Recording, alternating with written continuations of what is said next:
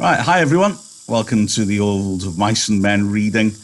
I've just been looking at some comments. I think probably the best way to do this, because it'll be hard for me to look at comments while I'm reading it, is that I'll go to most comments at the end. But I did notice a couple. Damon was asking, should we have a pen and paper? If you want, it's up to you. Best thing is to have your own copy of the book, of course. That's always useful before the exam anyway, for revising. So I'd keep notes on the book if possible. But yeah, it's not a bad idea to have a piece of pen and paper. I'm basically going to read it, right? I know a lot of year 9 have not had a chance to complete the book. So I'm going to read the book. I'm planning today basically to get through the first section when Lenny and George are by the river. A couple of other things I need to point out, and if you're now being taught by me, then can I just apologise? Obviously, just in general, but also because I will digress a lot. I will sort of change the subject. Not change the subject. I'd never do that. Oops. I'll stop quite regularly as if I'm doing it in class. So I will be discussing a lot of points about it. I might have the odd chance to see a message there, but probably not so much. So I just want to warn you of that. Also, there's bad language in Of Mice and Men. If you haven't read it before, you're not familiar. So I apologise in advance. There's also racist language in Of Mice and Men. There will be none today, but there will be in the future, and I'll put a warning up on the screen from tomorrow. So, should we crack on? I think that's about it, really. Just about.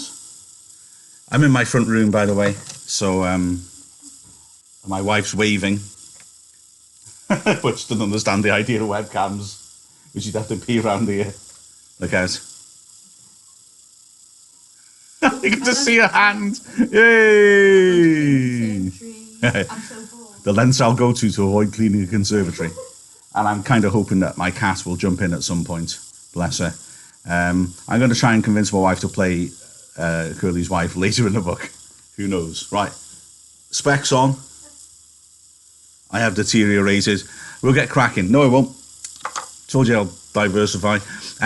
Quick introduction. First 2 pages are just description, and I think it's partly a legacy of the fact that Steinbeck wrote this as a play. He then converted it into a novel, and you notice a very obvious pattern, and this is quite useful when you have sort of mood and atmosphere questions to realise this, that because he's converted it, quite a lot of very sort of visual scenes that you could imagine him doing in order to make it come alive on stage. So this opening section, for example, 2 pages just of description. There's a lot of reasons why. This area, the brush, which is like just a forest, isn't it, really? And by the river is an important place in the book. And he wants you to imagine it. But it also feels a bit like stage directions. He's writing it for the people putting on the performance, the stage manager, how are you going to actually set it up? Let's get the set designer, have a picture in their head. You'll see this as well later, and I'll talk about this later.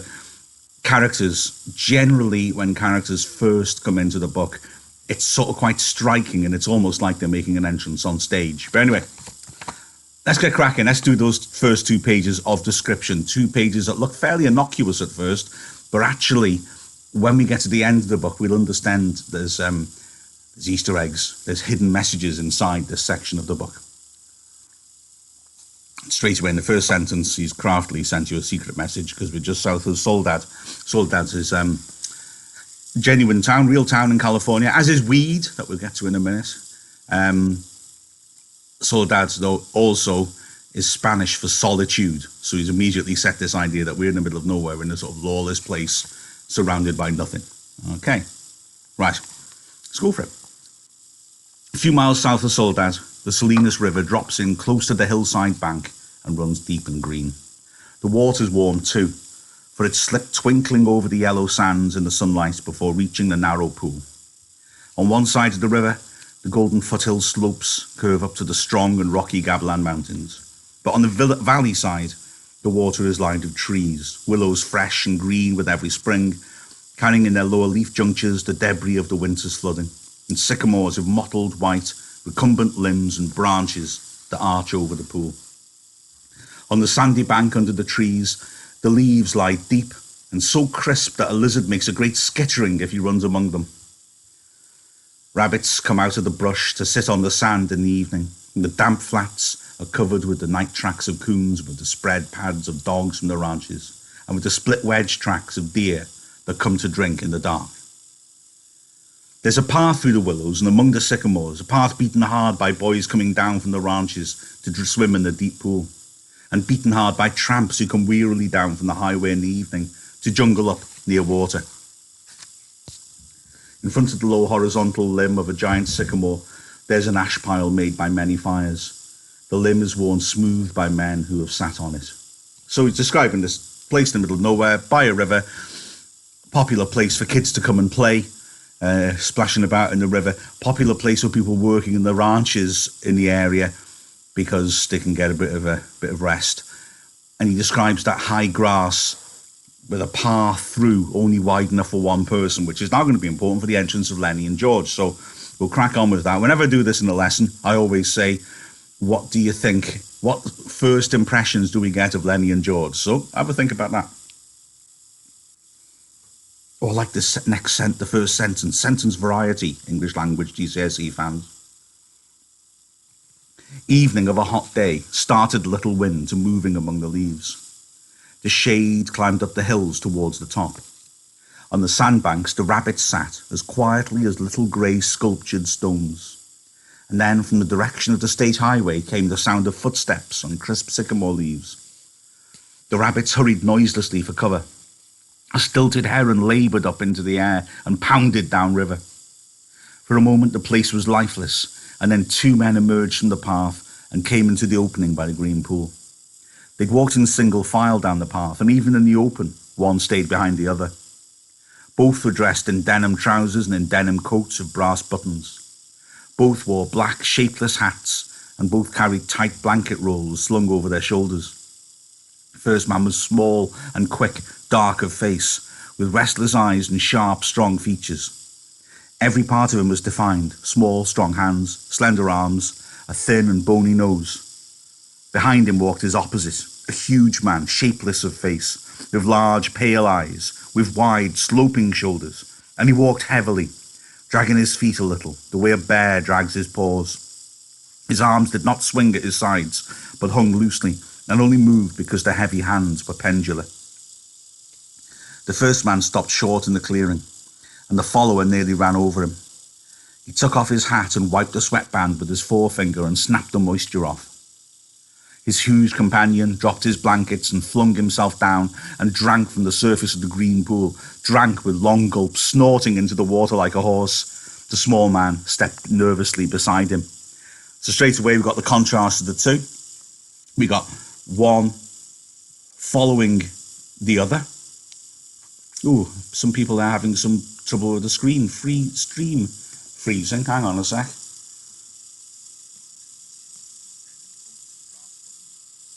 Just checking my mobile because I've got it running as well.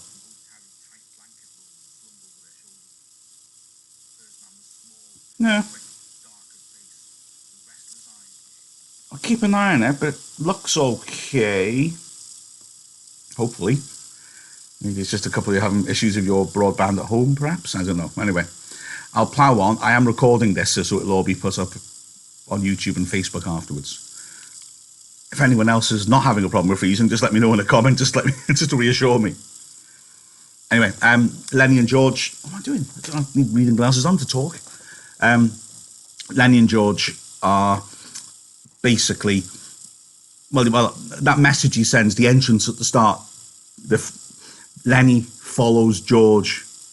George is the father figure, the big brother figure, the leader. And then when they come out of the brush, Lenny keeps following George, which is signifying that, isn't it? So there's their dramatic entrance, if you like. Then also you have the comparison of Lenny with an animal. He walks like a bear. Oh, I like to walk around the classroom showing this. I don't think it's going to work very well on a... Oh yeah, but let's have a go. Oh, maybe it will. So his arms like pendula. Yeah. So a pendula. Oh, I have to climb on the chair. Whoa. There we go. Arms like pendula. So the big the weird metal things that you get in those big grandfather clocks that go like that. So big hands, heavy hands, a weight at the end of his arms. So he's not walking, he's just like, as he's not moving his arms as he walks, his arms are just swinging like that, and he drags his feet like a bear, no animal comparison. So he's just like walking like that. I can't see it properly. Like that. Yeah. So this immediate sense that George is sharp and full of action and decisive, and Lenny isn't. So,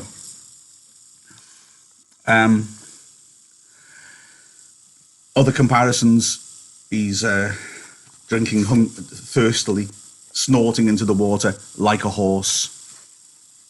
Anyway, oh, and the other thing, George says he's dark of face. And I said there was racism brought up. There's one of the issues in the book.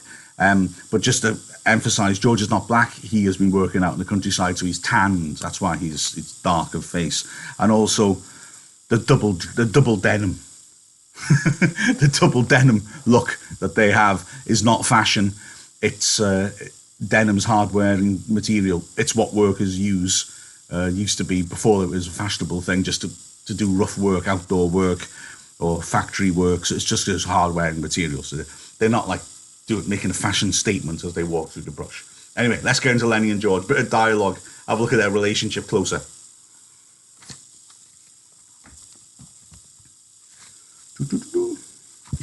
So George is drinking the water, and Lenny's drinking the water, and George comes in and he's nervous about it. Lenny, he said sharply. Lenny, for God's sake, don't drink so much. Lenny continued to snort into the pool. The small man leaned over and shook him by the shoulder. Lenny, you're going to be sick like you was last night.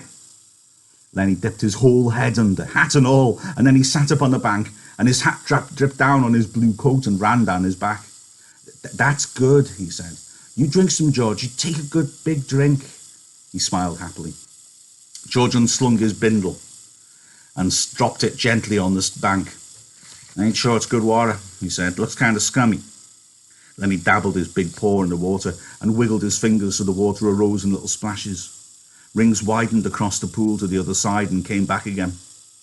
Lenny watched them go. Look, George, look what I've done. George knelt beside the pool and drank from his hand with quick scoops. Tastes all right, he admitted. Don't really seem to be running, though. You never ought to drink water when it ain't running, Lenny, he said hopelessly. You'd drink out of a gutter if you was thirsty. He threw a scoop of water into his face and rubbed it about with his hand under his chin and around the back of his neck. Then he replaced his hat, pushed himself back from the river, drew up his knees and embraced them. Lenny, who'd been watching, imitated George exactly. He pushed himself back, drew up his knees, embraced them, looked over to George to see whether he had it just right. He pulled his hat down a little more over his eyes, the way George's hat was. Oh, Lenny, seeing George like his father figure, wants to copy him. Oh, cute. See the character development here. We're already liking Lenny. He seems cute. He copies his mates because he thinks he's good and his daddy. Yeah, Steinbeck, clever. George stared morosely at the water. The rims of his eyes were red with the sun glare. He said angrily, like I said, the swearing in this, I apologise, but I'm reading it. We could just have well rode clear to the ranch if that bastard bus driver knew what he was talking about. Just a little stretch down the highway, he says. Just a little stretch. Goddamn near 4 miles, that's what it was. Didn't want to stop at the ranch gate, that's what. Too goddamn lazy to pull up. Wonder he isn't too damn good to stop in Soledad at all. Kicks us out and says, just a little stretch down the road. Bet it was more than 4 miles. Damn hot day. Lenny looked timidly over to him. George? Yeah, what you want? Where are we going, George? The little man jerked down the brim of his hat and scowled over at Lenny. So you forgot that already, did you? I gotta tell you again, do I? Jesus Christ, you're a crazy bastard. I forgot, Lenny said softly. I tried not to forget. Honest to God, I did, George. Okay, I'll tell you again. I got nothing to do. Might just as well spend all my time telling you things and then you forget them. And I'll tell you again. Tried and tried, said Lenny, but it didn't do no good. I remember about the rabbits, George. The hell with the rabbits. That's all you can ever remember is them rabbits. Okay, now you listen, and this time you gotta remember so we don't get in no trouble. Remember sitting in that gutter on Howard Street and watching that blackboard? Lenny's face broke into a delighted smile. Why, sure, George, I remember that. But what we do then? I remember some girls come by, and you says, the hell with what I says. You remember about us going into Murray and Reddy's and they give us work cards and bus tickets? Oh, sure, George. I remember that now. His hands went quickly into his side coat pockets. He said gently, George, I ain't got mine. I must have lost it. He looked down at the ground in despair. You never had none, you crazy bastard. I got both of them here. Think I'd let you carry your own work card? Then he grinned with relief. I thought I put it in my side pocket. His hand went into the pocket again. George looked sharply at him. What'd you take out of that pocket? Ain't a thing in my pocket, he said cleverly. I know there ain't. You got it in your hand. What you got in your hand hiding it? I ain't got nothing, George, honest. Come on, give it here. Then he held his closed hand away from George's direction. It's only a mouse, George. A mouse? A live mouse? Just a dead mouse, George. I didn't kill it. Honest, I found it. I found it dead. Give it here, said George. I'll leave me have it, George. Give it here. Then his closed hand slowly obeyed. George took the mouse and threw it across the pool to the other side among the brush. What do you want of a dead mouse anyways? I could pet it with my thumb while we walked along, said Lenny. Well, you ain't petting no mouse while you're walking with me. You remember where you're going now? Lenny looked startled and then embarrassment hid his face against his knees. I forgot again. Jesus Christ, George said resignedly. Well, look, we're going to work on a ranch like the one we come from up north.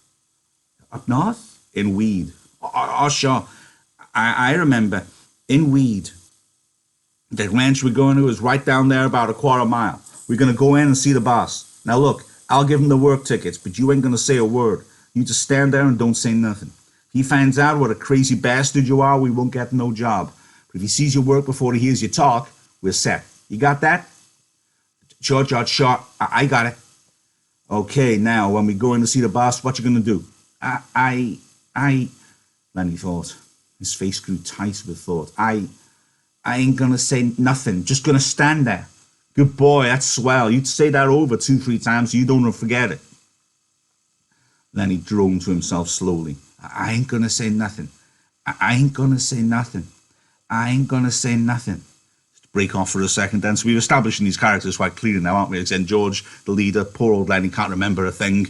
But, all right, he is not of normal intelligence. Pupils often have a difficulty with this. How are they going to subtly get this across? Well, naturally concerned about how they'd write it in an exam. You don't want to be insulting. Don't worry, because the examiners know full well the book. They know the book inside out. So I wouldn't worry about how you phrase things. In fact, I wouldn't necessarily push it too hard. Something like not of normal intelligence would be absolutely fine. But you don't necessarily have to draw attention to it. They know the character of Lenny anyway. Although he's not of normal intelligence, can't remember where they're going, what they're doing, he's crafty. Remember, Steinbeck compares him to an animal. So animals... Okay, I was saying this to my class a couple of weeks ago. So apologies for repeating myself. Like my cat, where is she? Is she here? Nah, she's not here. That's a shame. My cat, right? She's not as intelligent as me in some ways. Only some ways. She couldn't pass an exam in English, right? Seriously, she can't program the TV to record something. She can't do all these human things. But that doesn't make her stupid. She's crafty. She's able to get her own way. She's able to pressure us. She's able to sometimes do little cute stunts to get things the way that she wants them. I used to have a cat who would shove us all out in the morning, get us downstairs because he wanted upstairs to himself to have a good kip on the bed. Animals are not necessarily intelligent in the traditional human way, but they are intelligent in other ways. Lenny's like that. So he does that cute little crafty thing when he's got the mouse in his pocket. And he pulls it out, and George says, what's that in your pocket? There's nothing in my pocket, says Lenny, because it's in his hand now, isn't it? And he will, in a moment, actually turn the tables on George. So he's got a sort of excellent, basic understanding and craftiness about him, like an animal, just like I said, yeah? Was there something else I was going to say then? We had the first mention of weed. Steinbeck dropping a little hint. Something went wrong in weed. Yeah? We're going to work it around, but well, we'll see more hints dropped in a moment. So George has got him to try and remember. Just don't say anything when you see the boss. Yeah? Okay, said George. And you ain't going to do no bad things like you done in weed, neither. Lenny looked puzzled. Like I done in weed? Oh, so you forgot that too, did you? Well, I ain't going to remind you, fear you do it again. A light of understanding broke on Lenny's face. They run us out of weed, he exploded triumphantly. Run us out, hell, said George disgustedly. We run. They was looking for us, but they didn't catch us. Lenny giggled happily. I didn't forget that, you bet. I like this. So Lenny's lack of understanding shown really clearly here. He did a bad thing, as George put it, and they got run out of town. But Lenny remembers this happily because he's just proud that he's remembered what George was asking him about. He's so proud of his memory, he doesn't think about the negativity of getting chased out of town and what the heck was this bad thing. Well, Steinbeck's dropped that in, leaving us to wonder now for a couple of pages. George lay back on the sand and crossed his hands under his head, and Lenny imitated him, raising his head to see whether he were doing it right again. God, you're a lot of trouble, said George. I could get along so easy and so nice if I didn't have you on my tail. I could live so easy, maybe have a girl. For a moment, Lenny lay quiet, and then he said hopefully, we're going to work on a ranch, George. All right, you got that. We're going to sleep here, because I got a reason. The day was going fast now. Only the tops of the Cablin Mountains flamed with the light of the sun that had gone from the valley. A water snake slipped along the pool, its head held up like a periscope. Memorise that line. It's going to come back later. The reeds jerked slightly in the current. Far away off towards the highway, a man shouted something and another man shouted back. The sycamore limbs rustled under a little wind that died immediately. Without realising it, we just read the cleverest paragraph of the book, I think. But we won't realise it for a long time. George, why are we going on to the ranch and get some supper? They got supper at the ranch. George rolled on his side. No reason at all for you. I like it here. Tomorrow we're going to work. I've seen threshing machines on the way down. That means we'll be bucking grain bags, busting the gut. Tonight I'm going to lay right here and look up. I like it. Lenny got up on his knees and looked down at George. Ain't we going to have no supper? Sure we are, if you gather up some dead willow sticks. I got 3 cans of beans in my bundle. You get a fire ready. I'll give you a match when you get the sticks together. And then we heat the beans and have supper. Lenny said, I like beans with ketchup. Well, we ain't got no ketchup. You go get wood and don't you fool around. It'll be dark before long. Lenny lumbered to his feet and disappeared in the brush. George lay where he was and whistled softly to himself. There were sounds of splashings down the river in the direction Lenny had taken. George stopped whistling and listened. Poor bastard, he said softly, and then went on whistling again. In a moment, Lenny came crashing back through the brush. He carried one small willow stick in his hand. George sat up. All right, he said brusquely. Give me that mouse. But Lenny made an elaborate pantomime of innocence. What mouse, George? I ain't got no mouse. George held out his hand. Come on, give it to me. You ain't putting nothing over. Lenny hesitated, backed away, looked wildly at the brush line as though he contemplated running for his freedom. George said coldly, You going to give me that mouse, or do I got to sack you? Give you what, George? You know goddamn well what. I want that mouse. Lenny reluctantly reached into his pocket. His voice broke a little. I don't know why I can't keep it. It ain't nobody's mouse. I didn't steal it. I found it lying right beside the road. George's hand remained outstretched imperiously.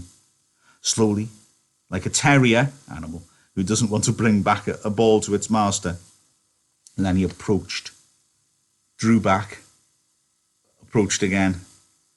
George snapped his fingers sharply, and at the sound, Lenny laid the mouse in his hand. I wasn't doing nothing bad with it, George, just stroking it. George stood up and threw the mouse as far as he could into the darkening brush, and then he stepped to the pool and washed his hands. Crazy fool, don't you think I could see your feet was wet where you went across the river to get it? He heard Lenny's whimpering cry and wheeled about, blubbering like a baby. Jesus Christ, a big guy like you? Lenny's wet lip quivered and tears started in his eyes. Ah, Lenny, George put his hand on Lenny's shoulder. I ain't taking it away just for meanness. That mouse ain't fresh, Lenny. Besides, you broke it petting it. You got another mouse that's fresh? I'll let you keep her a little while. Lenny sat down on the ground and hung his head dejectedly. I don't know why there is no other mouse. I remember a lady used to give them to me, everyone she got. But that lady isn't here. George scoffed. Lady, huh? Don't even remember what lady was. There was your own Aunt Clara, and she stopped giving them to you. You always killed them. Lenny looked sadly up at him. They were so little, he said apologetically. I pet them, and pretty soon they bit my fingers, and I pinched their head a little, and then they was dead, because they was so little. Wish we get the rabbits pretty soon, George. They ain't so little. Hell with the rabbits, and you ain't to be trusted with no live mouse. Your Aunt Clara gave you a rubber mouse, and you wouldn't have nothing to do with it. It wasn't no good to pet, said Lenny. The flame of the sunset lifted from the mountain tops, and dusk came into the valley, and a half-darkness came in among the willows and the sycamores. A big carp rose to the surface of the pool, gulped air, and then sank mysteriously into the dark water again, leaving widening rings on the water. Overhead, the leaves whisked again, and little puffs of willow cotton blew down and landed on the pool's surface. Gonna get that wood? George demanded. There's plenty right up against the back of that sycamore. Floodwater wood. Now you get it. Lenny went behind the tree and brought out a litter of dried leaves and twigs. He threw them in a heap on the old ash pile and went back for more and more. It was almost night now. A dove's wings whistled over the water. George walked to the fire pile and lighted the dry leaves. The flame cracked up among the twigs and fell to work. George undid his bundle and brought out 3 cans of beans. He stood them about the fire, close in against the blaze, but not quite touching the flame. There's enough beans for 4 men, George said. Lenny watched him from over the fire. He said patiently, I like him with ketchup. Well, we ain't got any, George exploded. Whatever we ain't got, that's what you want. God almighty, if I was alone and I could live so easy. I could go get a job and work and no trouble, no mess at all. And when the end of the month come, I could take my $50 and go into town and get whatever I want. Well, I could stay in the cat house all night. I could eat any place I want, hotel or any place, and order any damn thing I could think of. And I could do all that every damn month. Get a gallon of whiskey, or sit in a pool room and play cards or shoot pool. Lenny knelt and looked over the fire at the angry George. And Lenny's face was drawn with terror. And what I got, George went on furiously, I got you. You can't keep a job and you lose me every job I get. You just keep shoving all over the country all the time. And that ain't the worst. You get in trouble. You do bad things and I gotta get you out. His voice rose nearly to a shout. You crazy son of a bitch. You keep me in hot water all the time. He took on the elaborate manner of little girls when they're mimicking one another. Just wanted to feel that girl's dress. Just wanted to pet it like it was a mouse. Well, how the hell did she know you just want to feel her dress? She jerks back and you hold on like it was a mouse. She yells and we got to hide in an irrigation ditch all day with guys looking for us. And we got to sneak out in the dark and get out the country. All the time, something like that. All the time. I wish I could put you in a cage with about 1 million mice and let you have fun. His anger left him suddenly. He looked across the fire at Lenny's anguished face. And then he looked ashamedly at the flames. So remember, please, crucial point, George loves Lenny. Okay, so this anger and the way that he talks about him at this point and at other points in the book, this is not saying he doesn't like him. Oh, but imagine having Lenny with you 24/7, constantly asking you questions all the time. It would be like teaching year 7s. Not Colby, they're awesome. No offense, Deborah. But he's just driving him crazy, absolutely driving him crazy. And so occasionally he lets off steam. We lose our temper sometimes with people that we love. It doesn't mean we don't love them anymore. So remember that. Lenny and George have a very, very close relationship, but it's hard work for George and sometimes he gets tired, yeah? The whole thing about Lenny as well being childlike, he likes the soft things to touch. He has the mouse in his pocket. He gets in trouble then because he wants to touch the girl's dress and weave because it looks pretty and soft. This is fairly normal child behaviour. I had a silky when I was a kid, a little blanket with a silk bit on the edge. In those days, because I'm ancient, fur coats weren't frowned upon. My mum had a lovely thick fur coat. Oh, I used to love that. And I once got into trouble. My mum took me to Marks and Spencer's, and I saw a woman there in a fur coat, and I thought, oh, that looks soft. And I waddled up to her and grabbed her leg with a fur coat. And there was a lot of shrieking. I was 28. Thank you very much. But yeah, soft things are reassuring. He likes to feel the soft things. Yeah? But George now feels bad. He's had his temper tantrum. Now he feels bad. I'm aware it's 11 o'clock. I'll get to the bit where they go to sleep, which in my book's about 4 pages on, and then we'll stop for the day. It was quite dark now, but the fire lighted the trunks of the trees and the curving branches overhead. Then he crawled slowly and cautiously around the fire until he was close to George. He sat back on his heels. George turned the bean can so that another side faced the fire. He pretended to be unaware of Lenny so close beside him. Lenny now is going to do the cute thing. He's going to guilt George. So he's not intelligent, but he's crafty and cunning. George, very softly. No answer. George, Juan. I was only fooling, George. I don't want no ketchup. I wouldn't eat no ketchup if it was right here beside me. If it was here, you could have some. But I wouldn't eat none, George. I'd leave it all for you. You could cover your beans with it, and I wouldn't touch none of it. George still stared morosely at the fire. When I think of the swell time I could have without you, I go nuts. Never get no peace. Then he still knelt. He looks off into the darkness across the river. George, do you want I should go away and leave you alone? Where the hell could you go? Well, I could. I could go off in the hills there. Someplace I'd find a cave. Yeah? How'd you eat? You ain't got sense enough to find nothing to eat. I'd find things, George. I don't eat no nice food with ketchup. I'd lay out in the sun and nobody'd hurt me. And if I found a mouse, I could keep it. Nobody could take it away from me. George looked quickly and searchingly at him. I've been mean, ain't I? If you don't want me, I can go off in the hills and find a cave. I can go away any time. No, look, I was just fooling, Lenny. Of course I want you to stay with me. Trouble with masters, you always kill him. He paused. Tell you what I'll do, Lenny. First chance I get, I'll give you a pup. Maybe you wouldn't kill it. That'd be better than mice. You could pair it harder.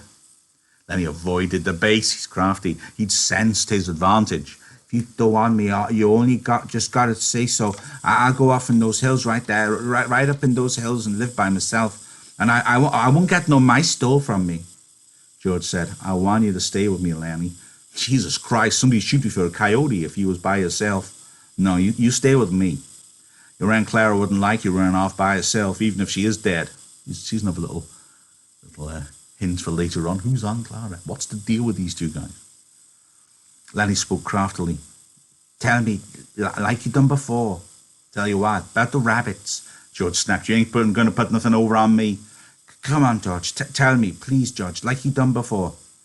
Get a kick out of that, don't you? All right, I'll tell you. Then we'll eat our supper. Now here's one of the big themes, dreams. The characters pretty much all have dreams of breaking out of this awful Depression-era American slump. And George makes out he doesn't want to keep saying it to Lenny, but he's enjoying it as well. I always I said this to my classes last week, to Teletubbies here. When Teletubbies came out, there was a big controversy. What's this? It's different from previous children's programs. Parents are going nuts. And apparently it was based on child psychology that kids like to hear things again and again. It gives them reassurance. It makes them happy. And so Teletubbies, as I understand this, used to tell the story and then tell it over and over again. And this is sort of the same thing, isn't it? Lenny and George taking comfort from hearing a nice thing over and over again. George's voice became deeper. He repeated his words rhythmically, as though he'd said them many times before. Guys like us that work on ranches are the loneliest guys in the world. You got no family. They don't belong no place. They come to a ranch and work up a stake, and then they go into town and blow their stake. First thing you know, they're pounding their tail on some other ranch. They ain't got nothing to look ahead to. George was delighted. That's it. That's how it is with us. George went on. With us, it ain't like that. We got a future. We got somebody to talk to that gives a damn about us. We don't have to sit in no bar room blowing in our jack just because we ain't got no place else to go. If them other guys gets in jail, they can rot for all anybody gives a damn. But not us. Lenny broke in. But not us, because I got you to look after me and you got me to look after you, and that's why. He laughed delightedly. Go on now, George. You got it by heart. You can do it yourself. No, you. I forget some of the things. Tell about how it's going to be. Okay, someday we're going to get the Jack together and we're going to have a little house and a couple of acres and a cow and some pigs and live off the fat of the land, Lenny shouted. And have rabbits. Go on, George. Tell about what we're going to have in the garden and about the rabbits in the cages and about the rain in the winter and the stove and how thick the cream is on the milk you can hardly cut it. Tell about that, George. Why do you do it yourself? You know all of it. No, you tell it. It ain't the same if I tell it. Go on, George. How I get to tend the rabbits. Well, said George, we'll have a big vegetable patch and a rabbit hutch and chickens. When it rains in the winter, we'll say, just say, the hell we're going to work. And we'll build up a fire in the stove and sit around it and listen to the rain coming down on the roof. And nuts. He took out his pocket knife. I ain't got time for no more. He drove his knife through the top of one of the bean cans, sawed out the top and passed the can to Lenny. Then he opened a second can. From his side pocket, he brought out 2 spoons and passed one of them to Lenny. They sat by the fire and filled their mouths with beans and chewed mightily. A few beans slipped out of the side of Lenny's mouth. George gestured with his spoon. What you going to say tomorrow when the boss asks about you questions? Lenny stopped chewing and swallowed. His face was concentrated. I ain't going to say a word. Good boy, that's fine, Lenny. Maybe you're getting better. When we got a couple of acres, I can let you tend the rabbits all right, especially if you remember as good as that. Lenny choked with pride. I can remember, he said. George motioned with his spoon again. Look, Lenny, I want you to look round here.